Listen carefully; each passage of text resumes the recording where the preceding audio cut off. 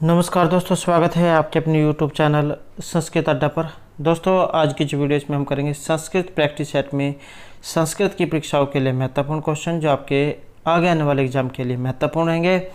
और यहाँ पर जो क्वेश्चन है सभी एग्जामों के लिए महत्वपूर्ण है, चाहे आप इसमें किसी भी संस्कृत के एग्ज़ाम की तैयारी कर रहे हों तो सभी यहाँ पर महत्वपूर्ण है। और अगर आपने हमारी इससे पहले वाली वीडियो नहीं देखी है तो इसे आप आई बटन पर क्लिक करके देख सकते हैं। आई बटन पर कैसे जाओगे, यहाँ पर कोने में जो आपको सेटिंग वाला ऑप्शन दिखाई देगा तो उस पर क्लिक करके आप आई बटन पे पहुँच सकते हैं और इससे पहले वाली जो वीडियो उसे देख सकते हैं। या फिर हमारे चैनल की जो प्लेलिस्ट है वहाँ पर जाकर आप अभी तक की जितनी भी वीडियो सभी को आप देख सकते हैं। और वीडियो शुरू करने से पहले अगर आपने अभी तक हमारे चैनल को सब्सक्राइब नहीं किया तो सब्सक्राइब कर लो और साथ में घंटे वाले कोना से दबाकर आप ऑल पे क्लिक जरूर कर लीजिएगा, जिससे आपको हमारे आने वाली जो वीडियो उसकी नोटिफिकेशन मिलती रहेगी। और दोस्तों, वीडियो को लाइक कमेंट और शेयर जरूर कीजिएगा। और आप हमारा जो दूसरा चैनल है रीडिंग लवर्स के नाम से इसे भी सब्सक्राइब कर सकते हैं, क्योंकि जो भी कोई नई वैकेंसी है इससे संबंधित महत्वपूर्ण अपडेट आती है तो इस चैनल पर हम डालते रहते हैं।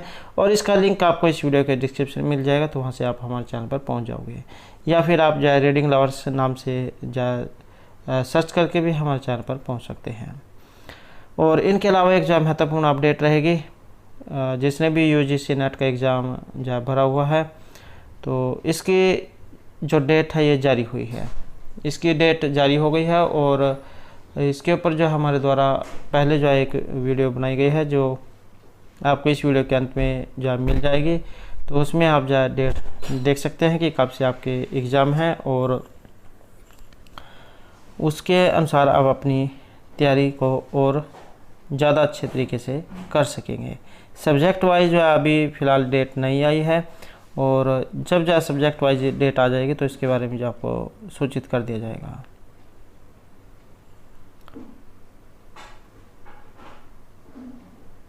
तो हमारा जो यहाँ पर पहला जो क्वेश्चन है कि न्याय मत में कति प्रमाण है। न्यायिक जो है के मत में जो यहाँ पर प्रमाण जो माने गए हैं कितने हैं, या फिर जो प्रमाण है, प्रमाण क्या होता है। तो यहाँ से जो एग्ज़ाम में कई प्रकार के क्वेश्चन पूछे जाते हैं। तो पहले बात करें यहाँ पर प्रमाण की कि प्रमाण क्या है। यथार्थ ज्ञान को परमा कहा गया है और परमा 4 प्रकार की होती है: प्रत्यक्ष, अनुमिति, शब्द और उपमिति। और परमा की प्राप्ति जिस माध्यम के द्वारा होती है उसे प्रमाण कहा गया है। और यही प्रमाण आगे 4 प्रकार का बताया गया है। 4 प्रकार का कौन कौन सा है? प्रत्यक्ष, अनुमान, शब्द और उपमान। अब जो यहाँ पर ये प्रत्यक्ष प्रमाण जो आया है ये क्या होता है? प्रत्यक्ष से परमा और प्रमाण दोनों का बोध होता है। और प्रत्यक्ष का शाब्दिक अर्थ है प्रति प्लस अक्ष। प्रति प्लस अक्ष मतलब हमारे जो आँखों के सामने होगा। तो यहाँ आँख से सभी ज्ञानेंद्रियों का बोध होता है। इस प्रकार इंद्रिय और वस्तु के सन्निकर्ष से उत्पन्न ज्ञान ही प्रत्यक्ष है। इंद्रिया सन्निकर्ष जन्य ज्ञानम प्रत्यक्षम। और जो अनुमान है, अनुमान क्या होता है? प्रत्यक्ष पर जो आधारित ज्ञान है इसे ही अनुमान कहा गया है। अनुमान, जब हम इसकी संधि करेंगे तो अनु अलग हो जाएगा और मान ये अलग हो जाएगा। अनु का अर्थ होता है पश्चात और मान का अर्थ होता है ज्ञान होना। अतः किसी ज्ञान के बाद उसके आधार पर होने वाला ज्ञान ही अनुमान है। जैसे धुएं के ज्ञान के आधार पर आग का ज्ञान होना। और जो न्यायिक जो है ये कहते हैं कि हेतु या लिंग से उसे धारण करने वाले साध्य या लिंगी का ज्ञान प्राप्त करना ही अनुमान है। आपको एग्जाम में एक लाइन लिखी हुई भी देखने को मिल सकती है, तत्लिंगी लिंग पूर्वकम ज्ञानम अनुमानम। तो ये भी जो आपको देखने को मिल सकती है। बात करें यहाँ पर अनुमान के बाद जो तीसरा जो प्रमाण है उपमान का। उपमान क्या है? पूर्व अनुभूत वस्तु के समान होने के कारण जहाँ किसी नए वस्तु का ज्ञान हो उसे उपमिति कहते हैं। और उसके द्वारा और उसके कारण को उपमान प्रमाण कहते हैं। कोई व्यक्ति जिसने नील गाय नहीं देखा हो किंतु सुनहो कि गौया गाय के समान है। और जब वह वन में जाकर गौ के समान उस पशु को देखता है तो उसे जो ज्ञान होता है वही गौ सदृश पशु गौया अर्थात गौया पद का वाच्य है। तब उसे यह ज्ञान उपमान प्रमाण के द्वारा होता है। नील गाय आपने खेत या जो खेत जो होता है उसमें रोज देखे होंगे, तो उसे ही जो है नील गाय कहा गया है, जो गाय के समान होता है। और चौथा जो है यहाँ पर शब्द प्रमाण का। शब्द क्या होता है? शब्द को आप्त वाक्य कहा गया है। आप्त यथार्थ वक्ता को कहते हैं और वाक्य पद समूह है। पद को सख्त कहा गया है और इस पद से यह अर्थ जानना चाहिए कि यह ईश्वर संकेत शक्ति है। और न्यायिकों के अनुसार यह शक्ति लंबी रूढ़ परंपरा से ही आती है। और आप्त वाक्य आप्त पुरुष के द्वारा संभव है और आप्त पुरुष परमात्मा या ईश्वर और जीवात्मा रूप से द्विविध है। तो शब्द प्रमाण ये दो प्रकार का है, वैदिक और लौकिक। आगे जाइए, वाक्य का जो क्वेश्चन है इसी पर आधारित है।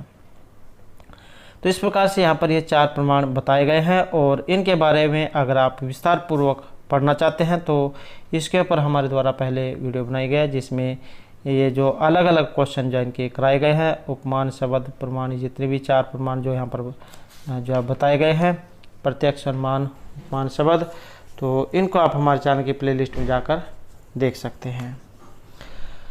नेक्स्ट जो हमारे यहाँ पर जो क्वेश्चन है, शब्द है न प्रमाणम इति कस्य मतम। तो यहाँ पर जो एक प्रमाण का जो क्वेश्चन है ये किन के अनुसार नहीं है, शब्द है न प्रमाणम। और ये जो यहाँ पर माना गया है इसमें हमारा जो ऑप्शन सी रहेगा, वैशेषिक जो है उनके अनुसार शब्दों ने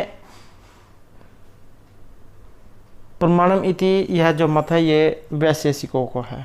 शब्द है न प्रमाणम इति, ये तो वैशेषिक जो उनका मत है। और वैशेषिक जो है, वैशेषिक और बोध ये प्रत्यक्ष और अनुमान जैसे मानते हैं। और ये जो बौद्ध जो है, बौद्ध के बारे में आपने पता ही होगा, महात्मा बुद्ध जो है उससे इनका संबंध है।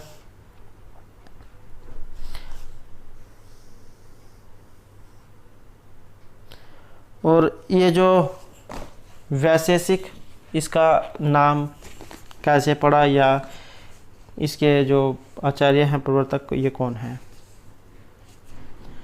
वैशेषिक जो है ये हिंदुओं के 6 दर्शनों में से एक है और उसके मूल प्रवर्तक है ऋषि कणाद। और यह दर्शन न्याय दर्शन से बहुत समानता रखता है, किंतु वास्तव में यह एक स्वतंत्र भौतिक विज्ञानवादी दर्शन है। इस प्रकार के आत्म दर्शन के विचारों को सबसे पहले महर्षि कणाद ने सूत्र रूप में लिखा था। और कणाद एक ये ऋषि थे और उच्च वृत्ति के थे और धन्य के कणों का संग्रह कर उसी को खाकर तपस्या करते थे। और किसी का कहना है कि कण अर्थात परमाणु तत्वों का सूक्ष्म विचार इन्होंने किया है, इसलिए इन्हें कणाद कहा गया है। और अन्य जो है उनका मत है, अन्य जो आचार्य है उनका मत है कि दिन भर ये समाधि में रहते थे और रात्रि को कणों का संग्रह करते थे, यही वृत्ति उल्लू की है। और अन्य जो आचार्य उनका मानना है कि इनकी तपस्या से प्रसन्न होकर ईश्वर ने उल्लूक पक्षी के रूप में इन्हें शास्त्र का उपदेश दिया था। और इन्हीं कारण से यह दर्शन औलुक्य, कणाद, वैशेषिक या पाशुपत दर्शन के नाम से जाना जाता है। और इस दर्शन में विशेष नामक पदार्थ की विशद रूप से विवेचना की गई है, इसलिए यह दर्शन वैशेषिक कहलाता है। और वैशेषिक साहित्य पर कणाद का वैशेषिक सूत्र ये प्रमुख ग्रंथ है। तो इस प्रकार से जो है इसका यहाँ पर नाम ये माना गया है। नेक्स्ट है यहाँ पर अनिर्वचनीय शब्द है का। अनिर्वचनीय जो यहाँ पर शब्द है ये इनमें किसे माना गया है? और यहाँ पर जो रहेगा हमारा ऑप्शन सी, सद असदभ्याम। इस प्रकार की एक उक्ति आपने सुनी होगी, तो सद असद भिन्नत्वम जो यहाँ पर अनिर्वचनीय जो शब्द है इनके बारे में कहा गया है।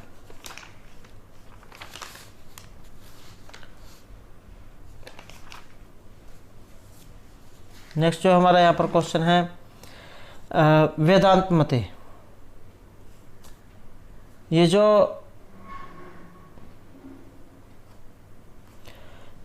लिंग शरीर घटका कति, ये जो हमारा लिंग ये जो शरीर जो है इसकी उत्पत्ति पूछी गई यहाँ पर। वेदांत मत में हमारा जो ये जो शरीर है इसकी उत्पत्ति कितने तत्वों से हुई है। तो वेदांत में मत में जो हमारा लिंग शरीर जो है इसकी उत्पत्ति 17 जो तत्व है इनसे मानी गई है। तो यहाँ पर जो ऑप्शन सी जाए रहेगा।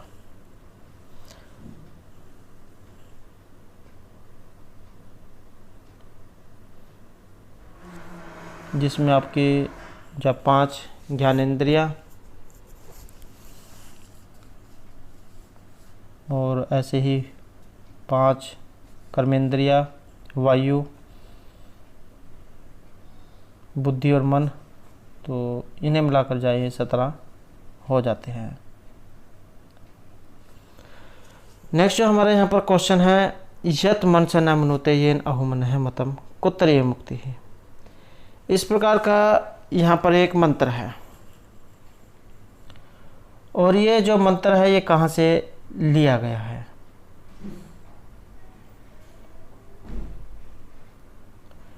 मनसा यत न मनुते येन मन है मतमिति ब्रह्म विदे आहु तत् एव त्वं ब्रह्म विद्धि यत इदम उपास्ते इदम न, कि वह जो मन के द्वारा मनन नहीं करता, वह जिसके द्वारा मन स्वयं मनन का विषय बन जाता है, उसे ही तुम ब्रह्म जानो, न कि इसे जिसकी मनुष्य यहाँ उपासना करते हैं। तो ये जो यहाँ पर लिया गया है केन उपनिषद जो है वहाँ से ये लिया गया है। तो ऑप्शन बी यहाँ पर इसमें रहेगा। प्रथम खंड जो है इसका 5वां मंत्र जो है ये रहेगा।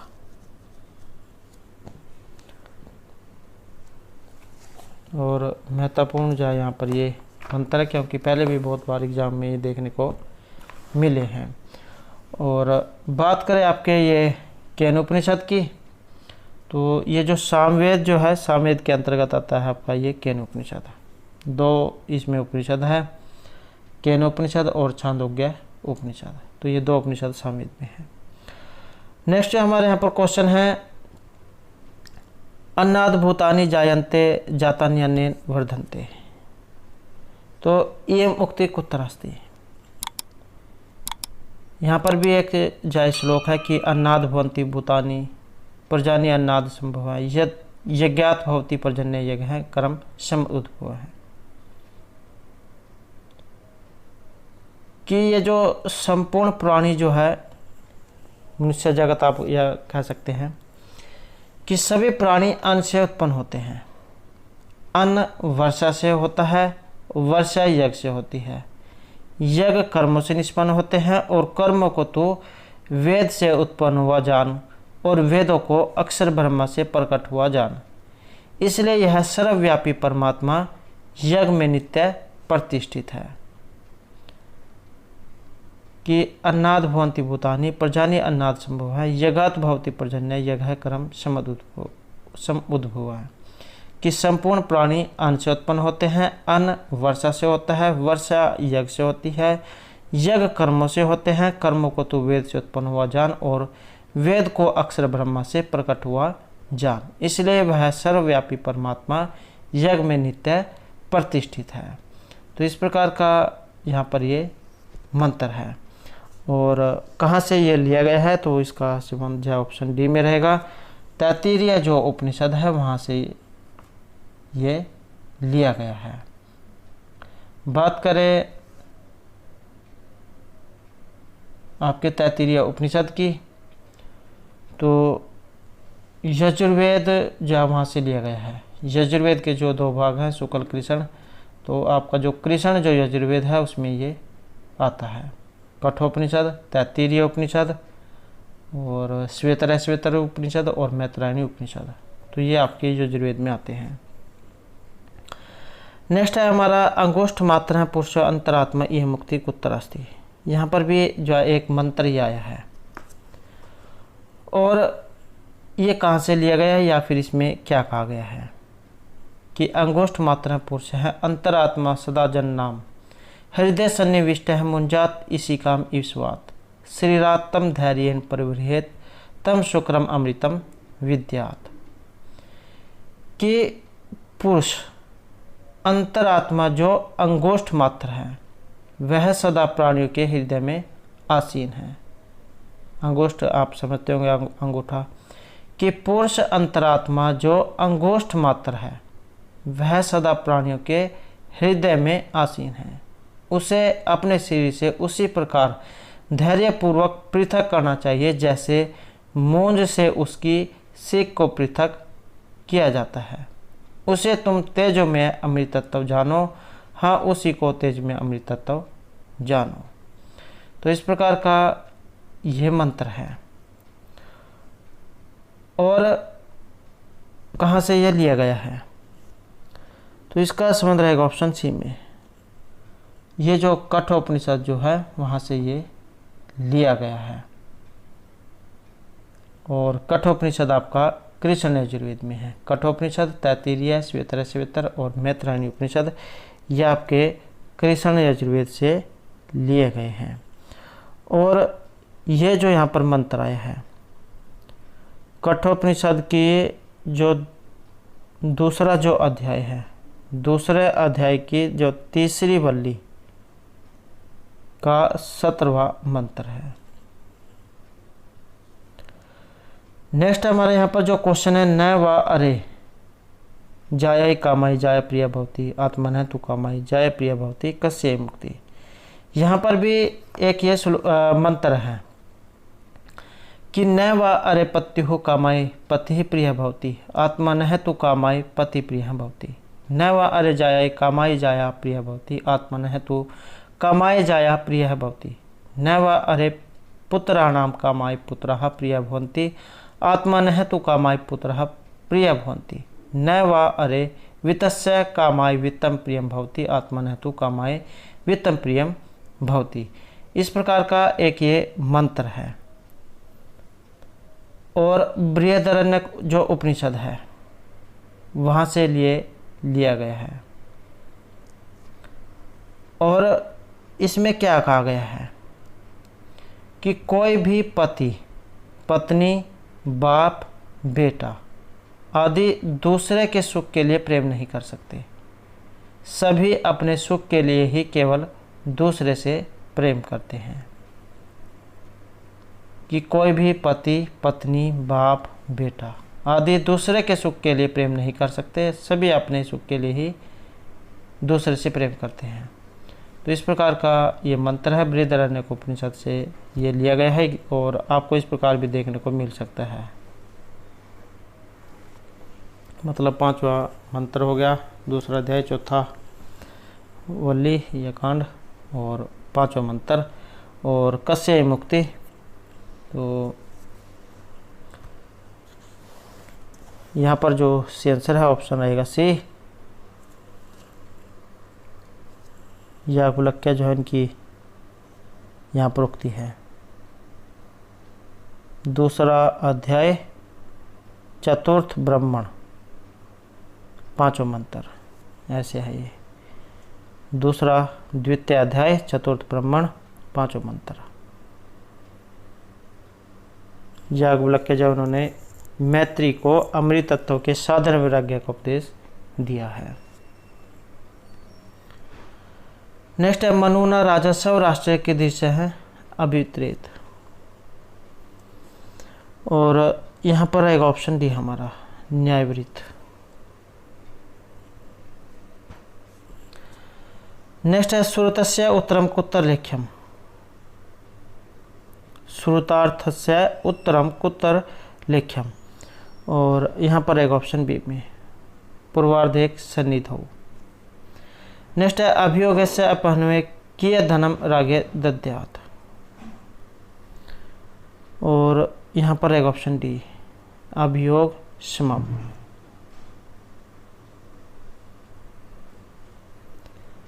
नेक्स्ट है तो अभिधानाद व्यत्यन तानन श दुसाहनी मंत्र पदी इव आरंग है इत्यत्र न तानन है क्या है। तो इस शब्द से यहाँ पर क्या अर्थ लिया गया है और इसका जो संबंध है ये शोधन से रहेगा। दुर्योधन जो थे उन्हीं का नाम था ये शोधन। नेक्स्ट है रुग्ण है प्रभाकर वर्धन है उपचार हेतु कुतर्गत है। तो ये बीमार जो थे प्रभाकर वर्धन ये उपचार के लिए गए थे और इनका जो संबंध है ये ऑप्शन रहेगा सी में, धवलगिरी है जो उसमें ये गए थे। नेक्स्ट है हमारा यहाँ पर महाभारत नलोपाख्यानम कस्मिन पर्वाणि। महाभारत जो है इसमें जो ये नल जो उपाख्यान आया है ये किस पर्व से है। बात करें यहाँ पर महाभारत की तो महाभारत जो है ये पर्वों में है और पर्वों की संख्या कितनी है तो ये भी एग्जाम में क्वेश्चन आ जाता है। तो 18 इसमें पर्व है।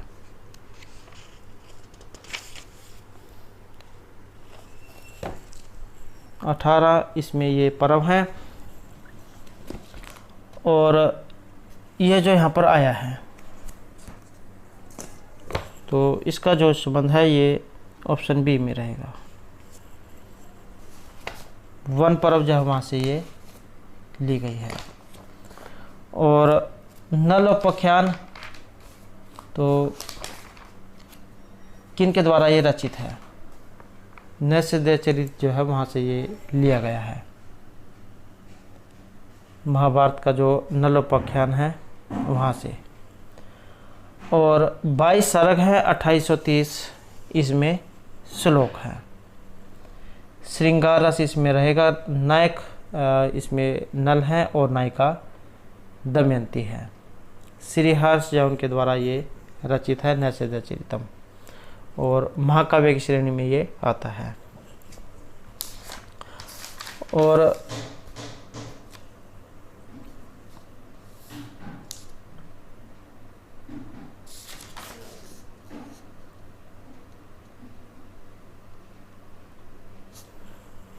तो ये जो आपने इतना जाए याद रखना है क्योंकि एग्ज़ाम में इसमें से ज़रूर आ जाता है। नेक्स्ट जो यहाँ पर हमारा रहेगा तीर्थानाम सविस्तरम वर्णनम उपलब्ध थे।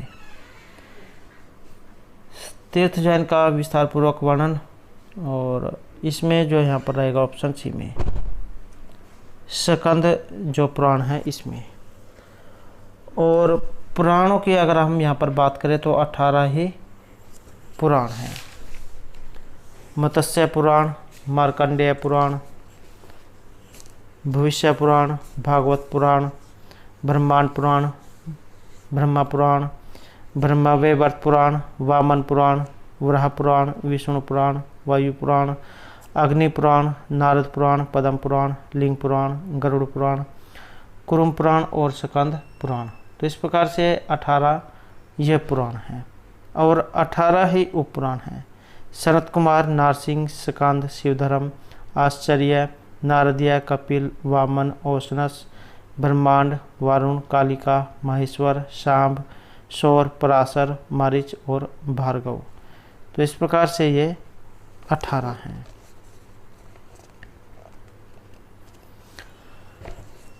नेक्स्ट है रास पंचाध्यायी वर्तते और इसका जो संबंध है ऑप्शन सी में रहेगा श्रीमद् भागवत पुराण से।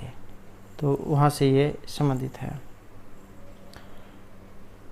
नेक्स्ट है महाभारत शिशुपाल वध वृत्तांत कस्मिन् पर्वणि वर्तते। महाभारत में जो ये शिशुपाल वध जो पर्व आया है ये किस पर्व से संबंधित है और इसका जो संबंध है ये ऑप्शन ए में रहेगा। सभा पर्व जो वहाँ से लिया गया है। सभा पर्व में दूत क्रीड़ा युधिष्ठिर के राजसूय यज्ञ शिशुपाल का कृष्ण के द्वारा वध किए जाने का इसमें प्रसंग है। और ये जो शिशुपाल वध महर्षि माखन के द्वारा रचित है।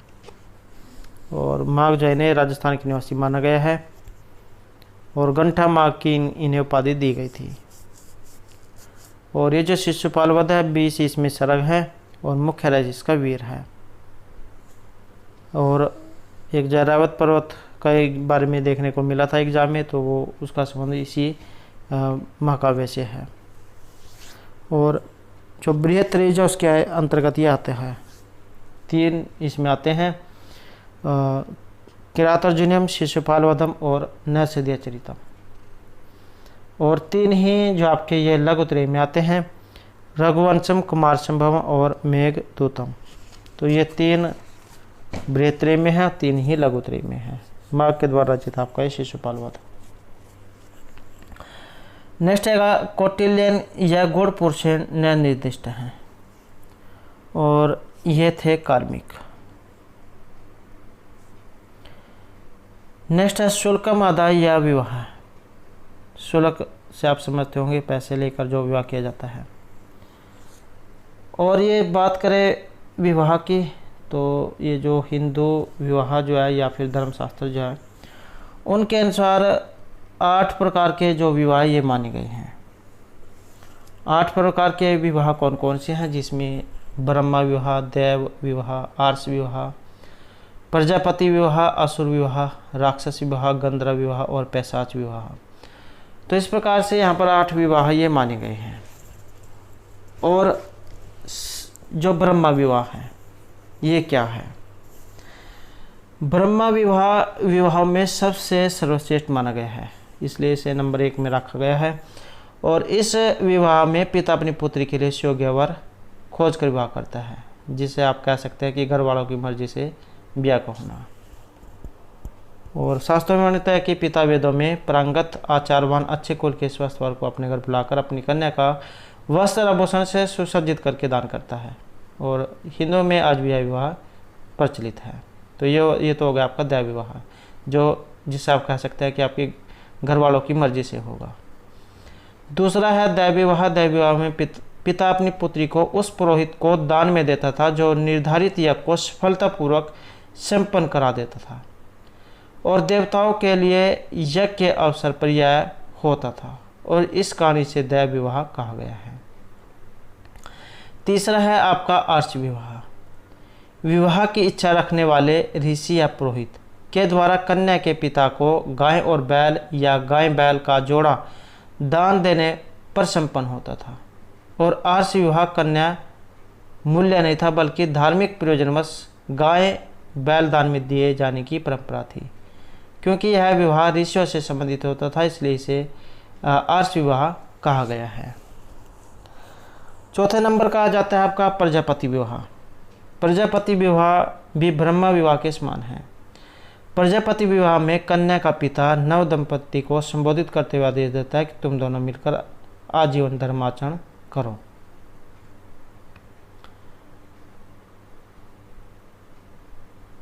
पांचवें जो है इसमें असुर विवाह है। ऐसा विवाह जिसमें कन्या अथवा उसके माता पिता या संबंधी वर से धन लेकर विवाह करते हैं, तब वह विवाह असुर विवाह कहलाता है। तो जो यहाँ पर आया है ये शुल्क लेकर पैसे लेकर जो विवाह करना, तो उसे असुर विवाह जो इसकी श्रेणी में रखा गया है। और गंधर्व विवाह, जब कोई लड़का लड़की एक दूसरे से प्रेम करते हैं और दोनों आपस में शादी कर लेते हैं, तब इस प्रकार का जो विवाह है उसे गंधर्व विवाह कहा गया है। आपने अभिज्ञान शकुंतलम में शकुंतला और दुष्यंत जो उनका विवाह के बारे में पता होगा। दोनों ने लव मैरिज की थी, बाद में उनका जो एक पुत्र भी हुआ था। तो इसी प्रकार का जो विवाह है ये गंधर्व विवाह की श्रेणी में रखा गया है। 7वें जो नंबर का है ये राक्षस विवाह है। बलपूर्वक छल कपट युद्ध एवं संघर्ष के द्वारा कन्या का अपहरण करके और जोर जबरदस्ती से किया गया विवाह राक्षस विवाह। आप समझ सकते हैं कि उठाकर ले जाते हैं रात को या तो इस प्रकार का जो विवाह है ये राक्षस विवाह कहा गया है।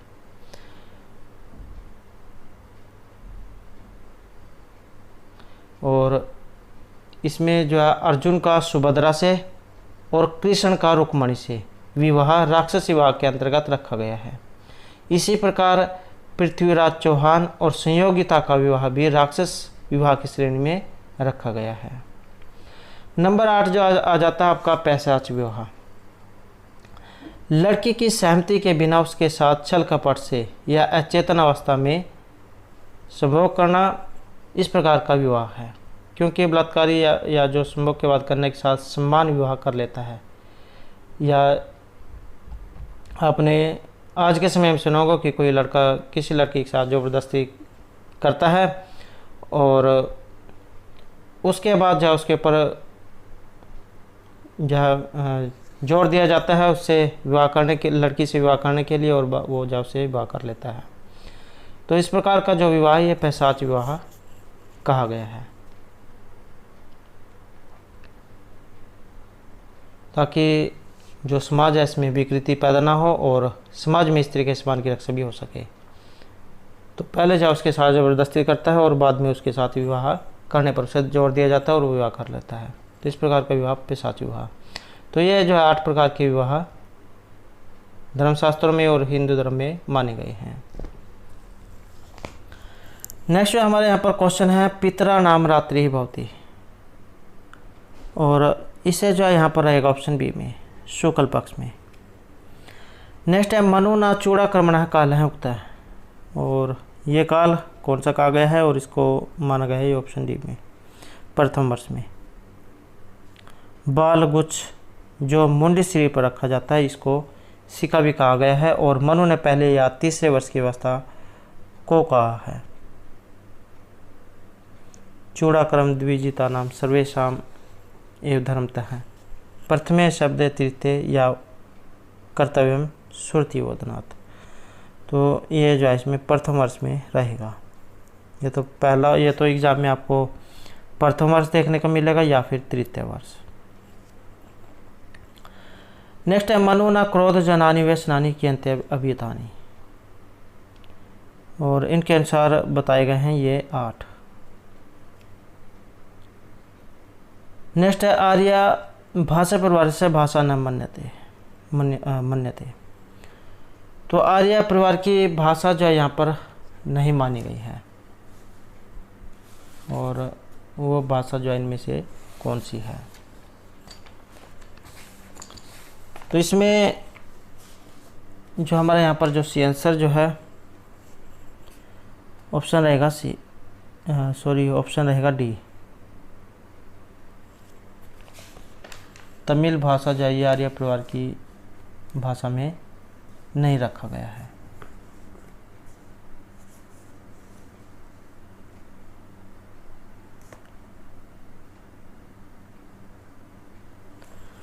नेक्स्ट जो हमारा क्वेश्चन है अधस्तनिस्व एकांकी रूपकम अस्ति।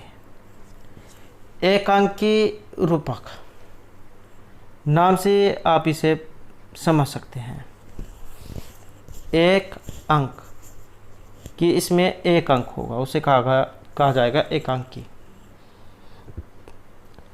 जो रंगमंच जो होता है उस पर आपने नाटक देखे होंगे, या आप कह सकते हैं कि जैसे गांव में पहले रामलीला होती थी, तो वो जो है आप नाटक का प्रकार एक कह सकते हैं। और अब जो है नाटक भी अलग अलग तरह के होते हैं और एकांकी भी। ये जो एकांकी है ये भी एक तरह का नाटक ही है। आज हम इसी के बारे में ज़्यादा देखेंगे। सबसे पहले हम जान लेते हैं कि नाटक क्या होता है। तो अभिनय के माध्यम से समाज एवं व्यक्ति के चरित्रों का प्रदर्शन ही नाटक है, और परंपरागत रूप से नाटक के मुख्य 5 अंक होते हैं, जिसमें आरंभ, विकास, चरम और अंत दिखाया जाता है। और एकांकी नाटक से छोटी एक अंक वाली होती है। इसे नाम में ही एक अंक है, अर्थात एक अंक। तो एकांकी उस नाटक को कहते हैं जिसमें से पूर्ण कथा की समाप्ति एक ही अंक में हो जाती है। और नाट्य साहित्य की परंपरा में एकांकी का अस्तित्व तो नहीं था, बाद में आया, इसलिए इसे एक स्वतंत्र विधा के रूप में माना गया है। यद्यपि एकांकी नाटक का ही छोटा रूप है, तथापि यह उससे अलग अलग भी है। इसमें एक ही मुख्य घटना या जीवन की एक संवेदना को दृश्यमान किया जाता है। यह आप इस तरीके से समझ सकते हैं जैसे आज के टाइम में शॉर्ट वीडियो बहुत जो प्रसिद्ध हो रही है। पहले आप जब पूरा वीडियो देखते थे या पूरा गाना देखते थे, लेकिन उसका शॉर्ट रूप या छोटा शब्द वीडियो आ गई है, शॉर्ट वीडियो, जिसमें आपको पूरा आनंद जो है एक दो मिनट जो होता है उसमें ही आ जाता है। तो इस प्रकार से यहाँ पर ये एकांकी नाटक है।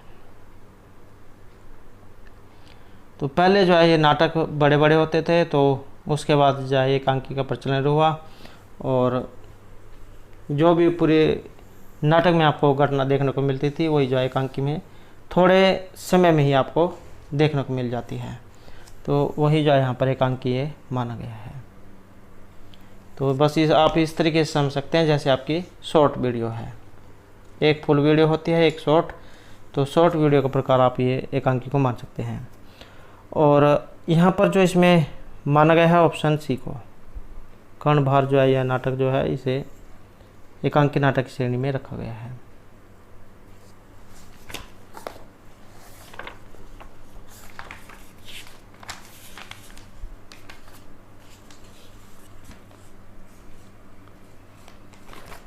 नेक्स्ट रहेगा श्रुते एव स्मृति अनुगच्छत, सुनते ही याद आ जाता है। तो इस प्रकार का जो वाक्य जो आए हैं ये किन के बारे में है, और इसका संबंध जो है ये माना गया आपके ऑप्शन सी में, रघुवंश में। नेक्स्ट है सालमली वृक्ष वर्णनम कस्मिन काव्ये दृश्यते। सालमली जो वृक्ष है इसका वर्णन आपको किस काव्य में देखने को मिलेगा। सालमली वृक्ष हो गया, अक्षोत सरोवर, पंपा सरोवर, पुंडरीक आश्रम। तो इस प्रकार के जो है ये जो दृश्य जो आपको कादम्बरी जो इसमें देखने को ही मिलेंगे।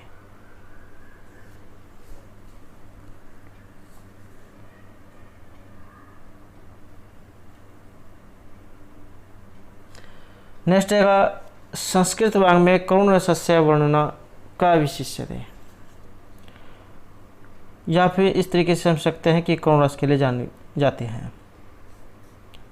तो ये जो महर्षि भभूति जो इनको करुण रस का कवि माना गया है। एक और रस करुण एवं निमित्त वेदाद भिन्न है, पृथक पृथक एवं सूर्यते विवर्तान। तो करुण रस का जो कवि है महर्षि भभूति को माना गया है। उत्तर रामचरित आपने जैन का जो नाटक जो है ये पढ़ा होगा, महर्षि भभूति के द्वारा जो रचित है, और अंकों की संख्या इसमें 7 है। रामायण आधारित ये रहेगा। नेक्स्ट रहेगा स्मृति उपेतकारिणी सभ्या कति गुणेन दमेन दंड्या, और इसका संबंध है ऑप्शन बी में, चतुर्गुणेन। नेक्स्ट है मिथ्याभियोगी कति गुणम धनम रागे दद्यात्, और यहाँ पर जो माना गया है ऑप्शन ए को, द्विगुणम। नेक्स्ट है प्रीत है प्रीति प्रमुख वचन स्वागतम व्याजहार है कुत्तरीय मुक्ति। यहाँ पर भी ये एक श्लोक है कि प्रत्याशने नवसी देता जीवितावलंबनार्थी जिमितेन सब कुशलमयी हर्ष्यात् परवृत्ति स प्रत्याग्रही कुटज कुसमयी कल्पितार्घाय तस्मयी प्रीतः प्रीति प्रमुख वचनम स्वागतम व्यजहार। आपका जो ये मेघदूत जो है इसका पहला वाला जो प्रथम जो भाग है वहाँ से ये लिया गया है, महर्षि कालिदास जो है उनके द्वारा रचित है। और यह जो श्लोक आया है इसमें क्या कहा गया है कि जब सावन पास आ गया तब निज प्रिया के प्राणों को सहारा देने की इच्छा से उसने मेघ के द्वारा अपना कुशल संदेश भेजना चाहा, और फिर कुटज के ये जो फूल हैं इनको अर्घ्य देकर उसने गदगद ही प्रीति भरे वचनों से उसका स्वागत किया। प्रीत्यः प्रीति प्रमुख वचन स्वागतम व्याजहार, प्रीति भरे वचन से उसका स्वागत किया। तो मेघदूत जो वहाँ से ये लिया गया है, प्रथम मेघदूत से। नेक्स्ट है कथा प्रसंगेषु मिथ्या सखी मुखात्रीण अपि तन्व्या नल नामनि श्रुते है। अतः नल इत्यस्य पदस्य का अर्थ है, नल शब्द से यहाँ पर क्या अर्थ लिया गया है, नल नामनि श्रुते है, इस अर्थ से क्या है, और इसका जो संबंध है ये ऑप्शन सी में रहेगा।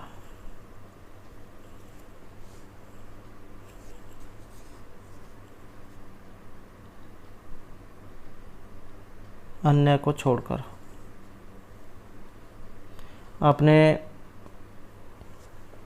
कोई व्यक्ति जो देखा होगा, जैसे दो व्यक्ति बात कर रहे हैं और तीसरा उसके पास से गुजर रहा है, तो तीसरा व्यक्ति क्या करेगा, उनकी बातों को सुनने के लिए अपनी स्पीड को कम कर देगा और स्पीड कम करके अपने जो कान हैं ये उसी साइड में लगा लेगा जिस साइड में वो बातें कर रहे हैं, ताकि उनकी बातों को उन्हें पता लग जाए। तो इसी प्रकार की बात ये जो है यहाँ पर जो नैसर्य चरित्रम जो है इसके प्रथम सर्ग में आई है।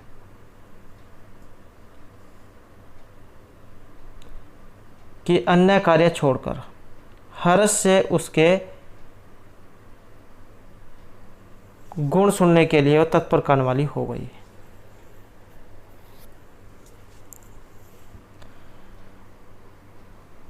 नेक्स्ट है न्याय मते प्रमाणानि संति, न्यायिकों के मत में प्रमाण, और ऑप्शन रहेगा बी 4 प्रत्यक्ष अनुमान शब्द और उपमान। नेक्स्ट है कत कत्वतु प्रत्यय संज्ञास्ति, कत और कत्वतु जो प्रत्यय होते हैं इनमें संज्ञा, और कत कत्वतु निष्ठा, निष्ठा जो संज्ञा है इनकी होती है, और जो अन्याय है जैसे टी संज्ञा, अचो अंत्यादि टी जो सूत्र है ये आपकी टी जो संज्ञा है ये करता है, और शेषो घ्या सखी इससे होती है आपकी घी संज्ञा। और जो यहाँ पर ये नदी वाला जो आया है ये भी बहुत ज़्यादा एग्जाम में पूछा जाता है। शेषो घ्या युस्थराख्यो नदी, आपने जा सूत्र के बारे में सुना होगा, तो ये आपका नदी संज्ञा करता है। दीर्घ इकारांत दीर्घ उकारांत नित्य स्त्रीलिंग शब्दों की नदी संज्ञा होती है, जिसमें बड़ी ऊ जा होता है, बड़ा ऊ या आप दीर्घ ऊ कह सकते हैं। और ये आपका घी है, यहाँ पर शेषो घ्या सकी जो सूत्र है ये इसमें लगता है, ये करेगा जिनकी छोटी ई होगी, मतलब हर सब ई।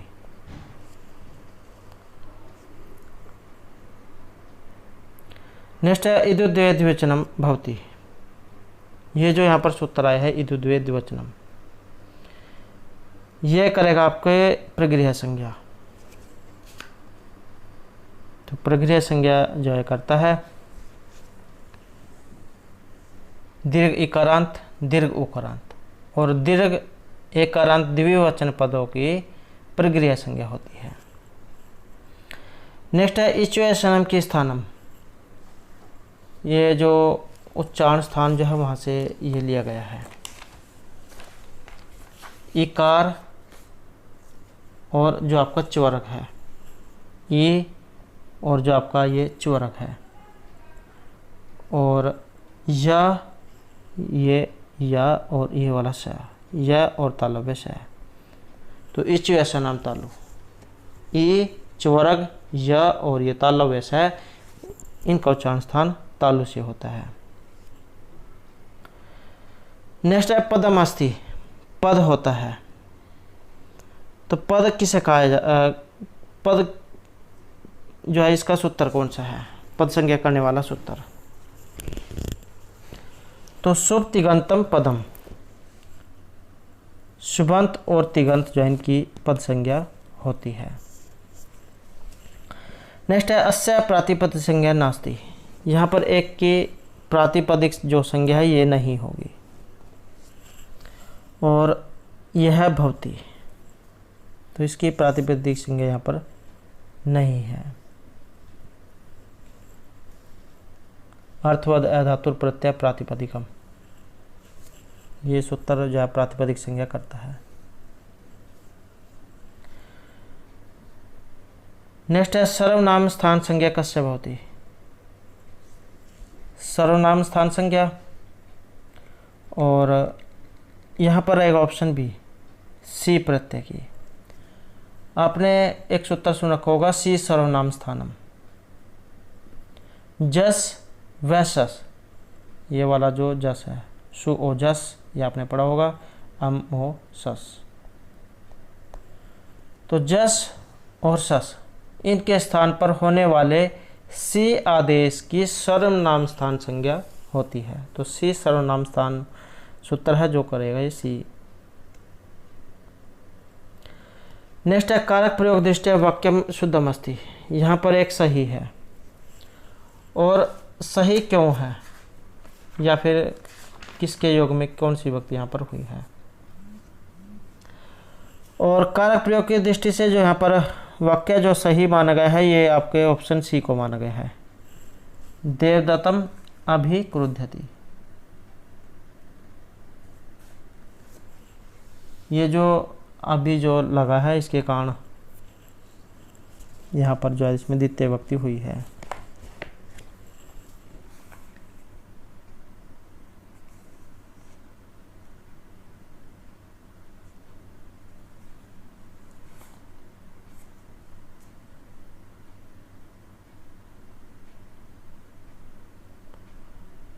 नेक्स्ट क्वेश्चन रहेगा अनिश्चित से का संज्ञा होती। अनिश्चित की कौन सी संज्ञा होती है। अनिश्चित जो है इसकी संज्ञा रहेगा ऑप्शन सी यहाँ पर कर्म संज्ञा। और तथा युक्तम च अनिश्चितम, ये सूत्र आपने पढ़ा होगा कि कुछ पदार्थ ऐसे होते हैं जो कि कर्ता के द्वारा अनिश्चित होते हुए भी इप्सित की तरह क्रिया से संबंधित रहते हैं या जुड़े रहते हैं, तो उनकी भी कर्म संज्ञा होती है। जैसे ओदनम बुंजानो विषम भूंकते। नेक्स्ट है काद्यम अवसाना वर्णः। इस प्रकार भी आपको देखने को मिल सकते हैं, या फिर स्पर्श वर्ण भी आपको देखने को मिल सकते हैं। तो ये जो स्पर्श वर्ण जो होते हैं नहीं, ये काद्यम अवसाना कहा गया है। ऑप्शन बी रहेगा। और यह भी आ सकता है कि जैसे प्रयत्न जो है दो प्रकार के हैं, प्रयत्न के दो भेद हैं, अभ्यंतर और बाह्य। तो ये अभ्यंतर में आता है या बाह्य में आता है। तो ये जो आपका अभ्यंतर प्रयत्न जो है इसमें आता है। और एग्जाम में आपको ये स्पर्श जो है इसकी जगह सपृष्ठ भी देखने को मिल सकता है, तो इसका भी मतलब स्पर्श है। सपृष्ठ, ईसद सपृष्ठ, ईसद विवृत, विवृत और संवृत। तो ये अभ्यंतर प्रयत्न है जिसमें ये आते हैं, उनकी संख्या 5 है। और जो बाह्य है ये 11 हैं।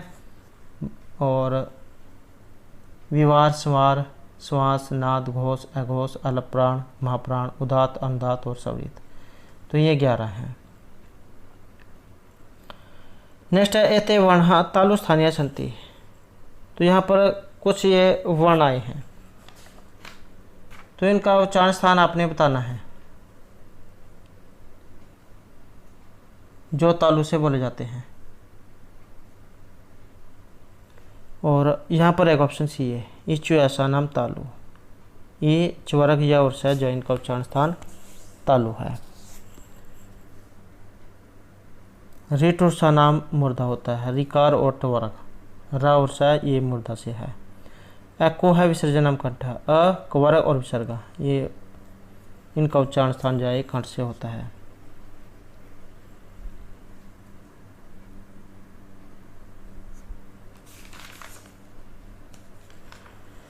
नेक्स्ट है यहाँ पर अयोगात्मक भाषासु न भवन्ति। अयोगात्मक जो भाषा है इनमें से एक नहीं है। और यहाँ पर जो माना गया है ऑप्शन ए को, उपसर्ग को।